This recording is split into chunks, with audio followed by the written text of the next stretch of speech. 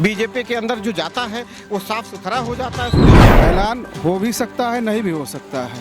India का चेहरा कौन हो सकता है या इंडिया का जो है संयोजक कौन बनाया जा सकता है।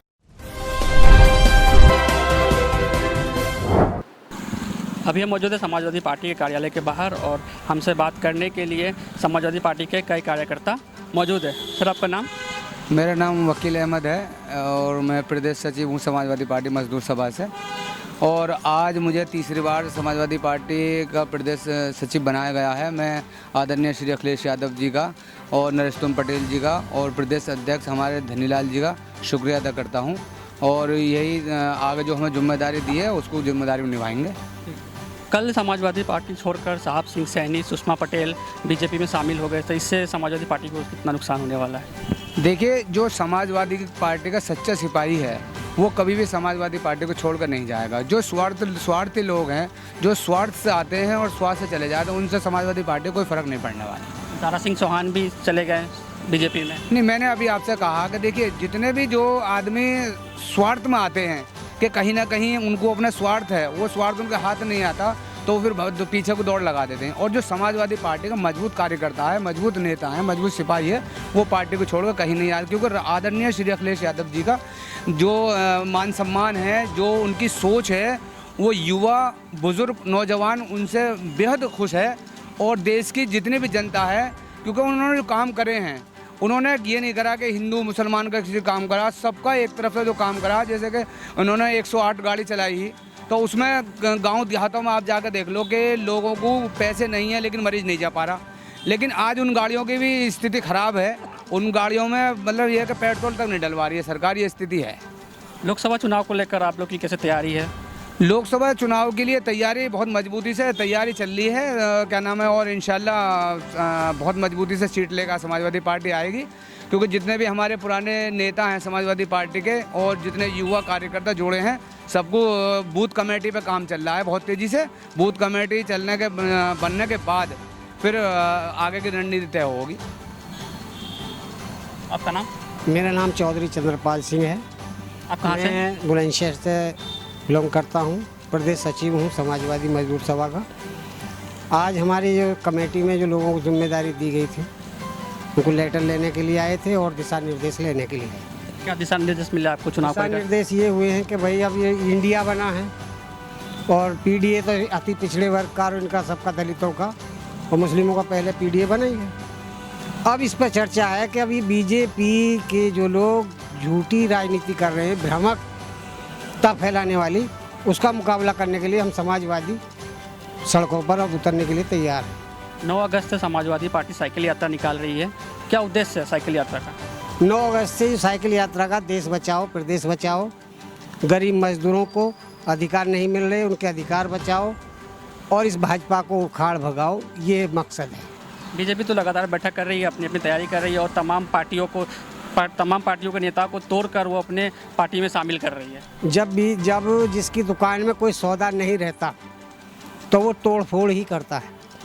अब बीजेपी की दुकान में कोई सौदा नहीं बचा है, वहाँ कुछ नहीं बचा है। उन्होंने सिर्फ और सिर्फ तोड़फोड़ की राजनीति की है, हिंदू और मुसलमान की राजनीति की है।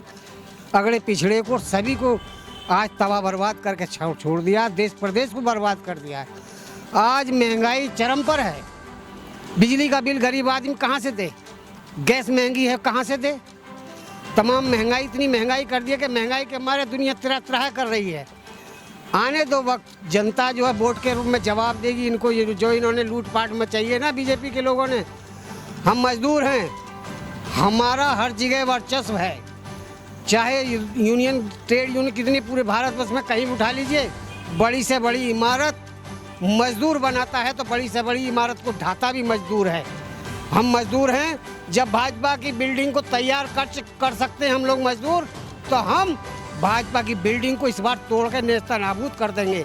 इस बार हर हालत में इसको उखाड़ भगाएंगे और प्रदेश में, उत्तर भारत में नया विकल्प लेकर आएंगे। माननीय अखिलेश यादव जी के रूप में भारत में एक विकास पुरुष की छवि की जरूरत है, ऐसे आदमी की जरूरत है। हम आज की तारीख में माताओं बहनें सुरक्षित नहीं। 80 दिनों से 90 दिनों से मणिपुर का कांड जो है, महिलाओं के साथ जो अत्याचार किया है, जो उन्होंने हुआ है सरकार में, सरकार दबाई रही। अब सामने आ गया तो उसको कोई सुनवाई नहीं, सरकार इनकी, और इन्होंने 80 दिन से कुछ नहीं कर पाए। जब इस मांग मणिपुर की मांग को लेकर जब राज्यसभा में चर्चा करने की मांग हुई तब कई नेताओं को निष्कासित कर दिया गया राज्यसभा के मानसून सत्र से। किसने सिंह वहाँ के जो मुख्यमंत्री हैं उनको करना चाहिए, वहाँ के मुख्यमंत्री ने कुछ नहीं किया। पूरे भारतवर्ष में हर आदमी, माताएं, बहनें सभी आज सुरक्षित नहीं हैं। इस सरकार से सबका पेट भर चुका है। अब इस सरकार को हम सहने को तैयार नहीं हैं। आज ये हकीकत बता रहे हैं, हम तो कहते हैं सीधे सीधे गरीब मजदूर किसानों के लिए कि खुदा उस कलम को स्याही न दे जो सजा ही लिखे, रिहाई न दे, और मिट्टी में मिला दो ऐसी सरकार को जिसे अच्छा बुरा दिखाई न दे। हम ऐसी सरकार को नहीं चाहते। इसको मिट्टी में मिला देंगे गरीब मजदूर मिलकर। मजदूरों को क्या समझ रखा है? आज बरसात हो रही है, चारों तरफ पानी बरसात के मारे मजदूर घरों से नहीं निकल पा रहा। कोई सरकार ने ऐलान किया कि मजदूरों को ये सुविधा दी जाएगी? किसान की सब फसलों से फसल मारी जा रही है इससे, पानी से, बरसात से। क्या सरकार ने कुछ दिख नहीं रहा? नहीं दिखाई देता क्या? अखिलेश यादव जी ने पानी फ्री किया था किसानों के लिए, उनका कर्जा माफ किए थे, लेकिन इस सरकार ने कुछ नहीं किया। जो जाता है वो साफ सुथरा हो जाता है, जो अदर विपक्षी पार्टियों में रहता है उसके ऊपर ब्लेम रहता है। ये तो आने वाले समय में जो इन्होंने प्रॉपर्टी दिया है, आप जानते हैं इसके पहले भी सरकारें चलती थी, देश के अंदर बहुत सारी सरकारें बनती, लेकिन पोलाइटली वे में मामला होता था।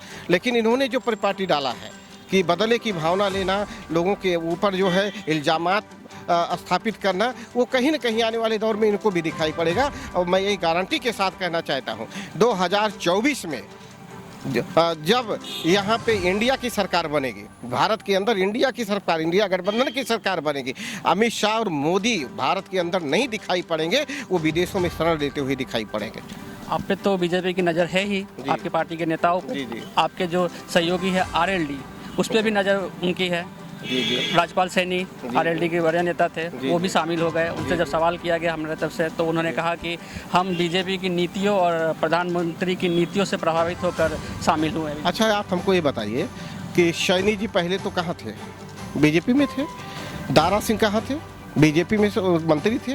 क्या नाम है और लोग जो है आप देखते होंगे कि वो जो लोग बीजेपी में थे, ओम प्रकाश राजभर की आप ले लीजिए, वो भी बीजेपी मंत्री थे। और इसी लोग इसी विधानसभा में अब तक संविधान खतरे में था। यही लोग तो कह रहे थे ना कि संविधान खतरे में, इसलिए हम बीजेपी से समाजवादी की तरफ आए हैं।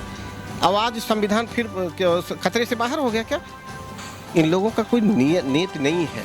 इन लोगों का न समाज से लेना है, न देश से इनका कोई जुड़ाव है। इनकी अपनी जो है कबीलाई संस्कृति है, अपना एक क्या नाम है, इनका अपना एक ग्रुप है, और उस अपने परिवार को डेवलप करने के लिए ही ये कहीं भी जा सकते हैं। इनसे जनता से, इनसे जात से, इनसे संप्रदाय से, इनसे कोई मतलब लेना देना नहीं है। उनसे जब भी सवाल होता है तो कहते हैं कि हमें पार्टी में सम्मान नहीं मिला, तवज्जो नहीं मिली, इसलिए हम पार्टी छोड़ रहे हैं।